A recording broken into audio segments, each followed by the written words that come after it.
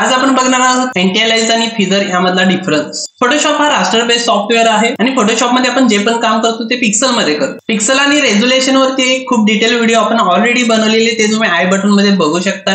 Pixel हा एक square shape मध्ये असतो, त्यामध्ये आपण एकच कलर घेऊ शकतो, त्याला आपण मधून डिवाइड करू शकत नाही.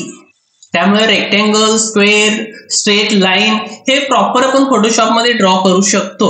बट कर्व सेगमेंट मध्ये, सर्कल मध्ये आपण जर ड्रॉ करायला गेलं तर त्या ठिकाणी आपल्याला छोटे छोटे स्क्वेअर बघायला भेटतात. आणि ज्यावेळेस आपण इलिप्टिकल मार्किंग टूल किंवा लासो टूल असे आपण फ्री हँड जे टूल यूज करतो त्यावेळेस त्या ठिकाणी आपल्याला एंटी-अलाइजचा एक ऑप्शन भेटतो. एंटी-अलाइज काय करतो की ज्यावेळेस आपण सर्कल किंवा कर्व सेगमेंट किंवा फ्री हँड कोणतीही डिझाईन जर आपण बनवतोय तर त्या ठिकाणी त्याच्या एजेसला एक एक पिक्सल आत आणि एक एक पिक्सल बाहेर त्या ठिकाणी डार्क आणि लाईट कलर शेड फिल करून त्याच्यामध्ये तो एजेस सॉफ्ट करायचा प्रयत्न करतो. आता फिदर हा ही आपल्या एजेसला सॉफ्ट करतोय, बट या ठिकाणी होल एजेसला, मग ती लाईन सेगमेंट असू दे किंवा कर्व सेगमेंट असू दे, आणि आपण दिलेल्या अमाऊंट नुसार तो सॉफ्ट करतोय. एंटी-अलाइज हा फक्त एक एक पिक्सल सॉफ्ट करतो.